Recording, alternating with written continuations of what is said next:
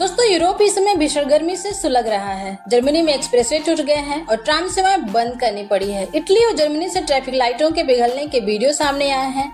संयुक्त राष्ट्र की स्वास्थ्य एजेंसी के अनुसार 21 जून के बाद से पूरे यूरोप में गर्मी के कारण 1300 से ज्यादा अतिरिक्त मौतें दर्ज की जा चुकी है। वहीं युद्धग्रस्त यूक्रेन में बिजली व्यवस्था पर भी इस भीषण गर्मी का भारी दबाव देखा जा रहा है। आखिर यूरोप में हालात इतने खराब क्यों हो गए? क्यों वहाँ का इंफ्रास्ट्रक्चर इस गर्मी के आगे जवाब देता हुआ दिखाई दे रहा है? और क्या यह सिर्फ एक हीट वेव है या जलवायु परिवर्तन का बड़ा संकेत? आइए पूरी रिपोर्ट विस्तार से समझते हैं। दोस्तों, इस समय यूरोप एक अभूतपूर्व और जानलेवा लू की चपेट में है। रिकॉर्ड तोड़ गर्मी ने पूरे महाद्वीप को भट्टी की तरह तपाना शुरू कर दिया है। हालात इस कदर बिगड़ चुके हैं कि कई देशों से सड़कों और ट्रैफिक लाइटों के पिघलने के वीडियो सामने आ रहे हैं। कई सड़कों की ऊपरी सतह नरम पड़ गई है तो कहीं प्लास्टिक से बनी ट्रैफिक लाइटें तेज धूप और गर्मी की वजह से विकृत होती दिखाई दे रही है।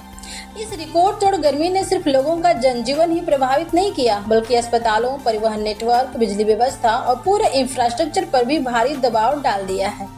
विशेषज्ञों का कहना है कि यूरोप का अधिकांश बुनियादी ढांचा इतनी भीषण गर्मी को ध्यान में रखकर तैयार नहीं किया गया था। इसके अलावा वहां एयर कंडीशनिंग का इस्तेमाल भी कई देशों में भारत और खाड़ी देशों की तुलना में काफी कम है। ऐसे में लगातार बढ़ते तापमान ने हालत और मुश्किल बना दिए हैं। सबसे ज्यादा असर जर्मनी में देखने को मिल रहा है। जर्मनी में गर्मी का सबसे बुरा प्रभाव उसके ट्रांसपोर्ट नेटवर्क पर पड़ा है। बर्लिन को पश्चिमी हिस्से से जोड़ने वाले A2 मोटरवे का एक बड़ा हिस्सा भीषण गर्मी की वजह से टूटकर बिखर गया।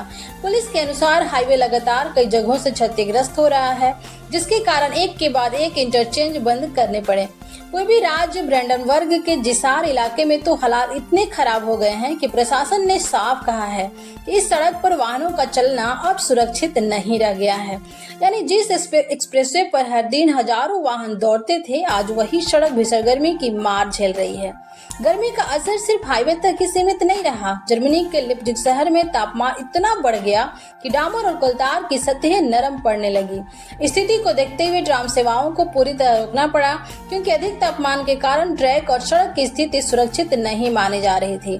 यूरोप के आधुनिक परिवहन तंत्र के लिए यह एक बड़ी चुनौती बनकर सामने आया है। हालात ये है कि जिन वाटर कैनन का इस्तेमाल भीड़ नियंत्रण के लिए किया जाता था, इस बार उनका उपयोग लोगों को ठंडक पहुंचाने के लिए किया गया। यह दृश्य बताता है कि यूरोप इस समय कितनी गंभीर गर्मी का सामना कर रहा है।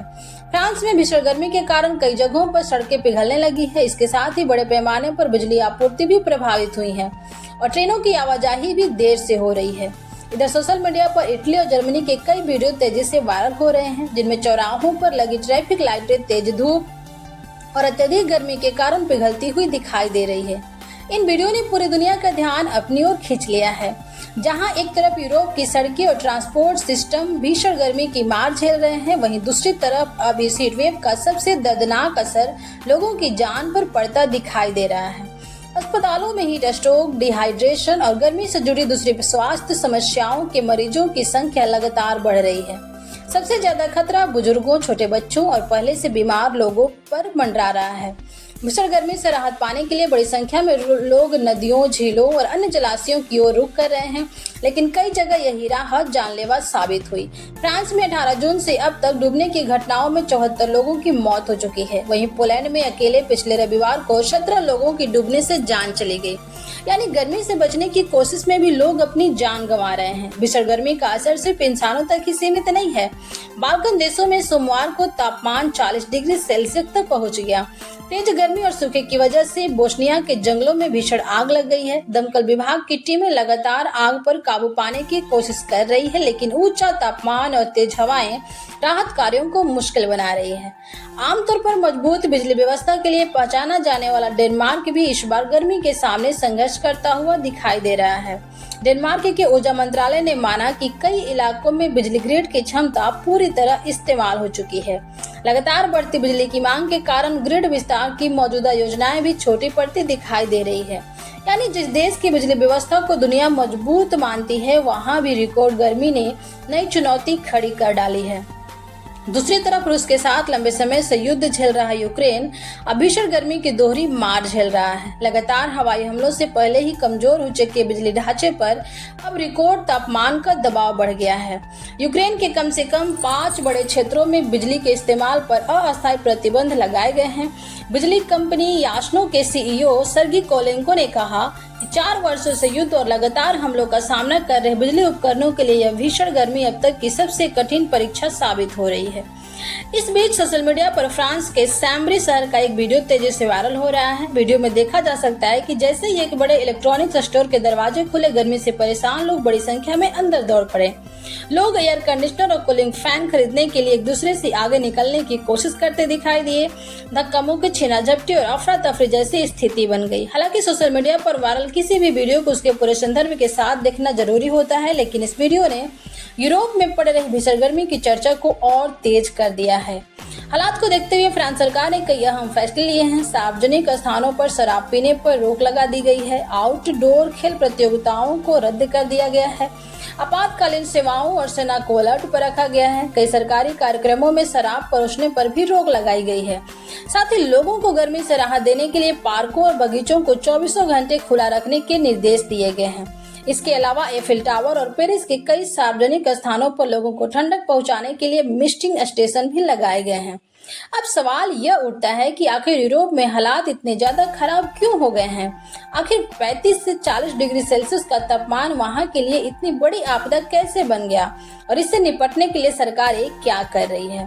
दोस्तों, स्थिति की गंभीरता को देखते हुए सरकार ने कई एहतियाती कदम उठाए हैं। रिपोर्टों के अनुसार 13,000 से ज्यादा स्कूलों को बंद करने या उनकी गतिविधियों को प्रभावित करने का फैसला लिया गया है।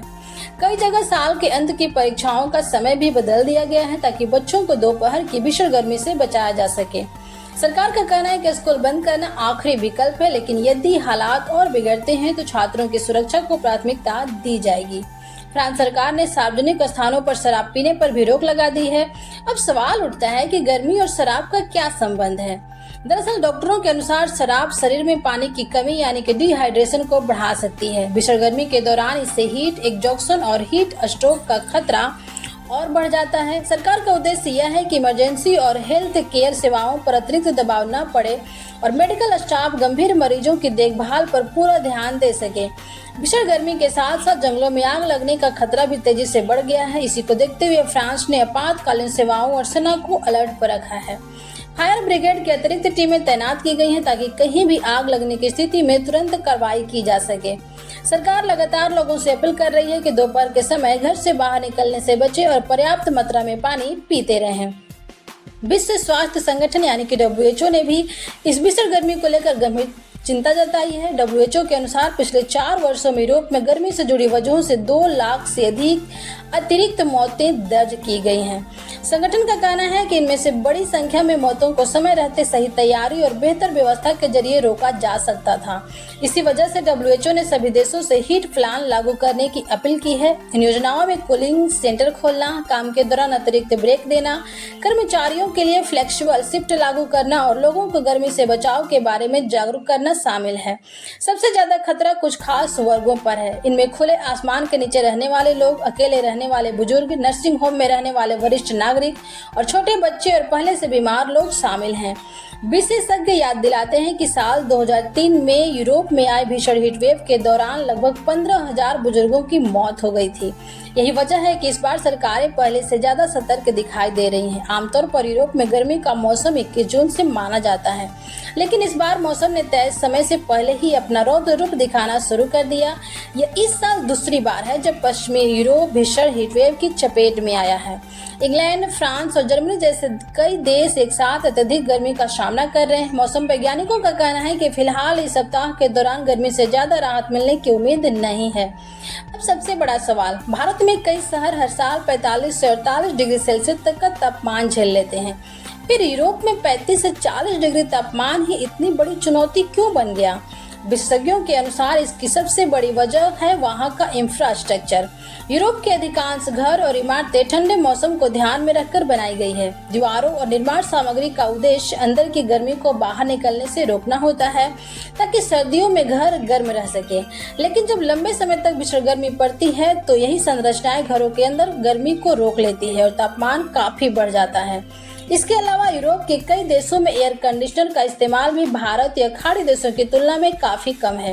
यही वजह है कि अचानक बढ़ा तापमान वहां के लोगों और पूरे सिस्टम के लिए बड़ी चुनौती बन जाता है। मौसम वैज्ञानिकों के अनुसार इस समय फ्रांस समेत यूरोप के कई देश ओमेगा ब्लॉक और हीट डोम जैसे मौसमी पर्यटन की चपेट में है। दरअसल जब वायुमंडल के ऊपरी हिस्से में उच्च दबाव का एक मजबूत क्षेत्र लंबे समय तक एक ही स्थान पर बना रहता है तो वह किसी ढक्कन की तरह काम करता है। इसके कारण गर्म हवा बाहर नहीं निकल पाती और लगातार उसी क्षेत्र में फंसी रहती है। इसी वजह से तापमान लगातार बढ़ता चला जाता है और कई दिनों तक गर्मी से राहत नहीं मिलती। इसी मौसमी स्थिति का असर इस समय फ्रांस, जर्मनी, इटली और यूरोप के कई अन्य देशों में देखा जा रहा है। सोशल मीडिया पर कई लोग भारत और यूरोप की तुलना करते हुए तरह तरह की बातें लिख रहे हैं। कुछ लोग कह रहे हैं कि भारत में इससे भी ज्यादा तापमान रहता है फिर भी यहाँ सामान्य जीवन चलता रहता है। यह बात सही है कि भारत के कई हिस्सों में हर साल 45 डिग्री सेल्सियस या उससे अधिक तापमान दर्ज किया जाता है, लेकिन यह भी उतना ही सच है कि भारत में भी हर साल लू की वजह से बड़ी संख्या में लोग बीमार पड़ते हैं और कई लोगों की जान भी चली जाती है। इसलिए किसी भी देश की मुश्किल को हल्के में लेना उचित नहीं होगा। हर देश की जलवायु, वहां का इंफ्रास्ट्रक्चर और लोगों की जीवन शैली अलग होती है। यही कारण है कि एक ही तापमान अलग अलग देशों में अलग अलग तरह का असर डाल सकता है। विशेषज्ञों का मानना है कि दुनिया के अलग अलग हिस्सों में लगातार बढ़ती हीट वेव, जंगलों में आग, बाढ़ और चरम मौसम की घटनाएं इस बात का संकेत है कि जलवायु परिवर्तन अब एक गंभीर वैश्विक चुनौती बन चुका है।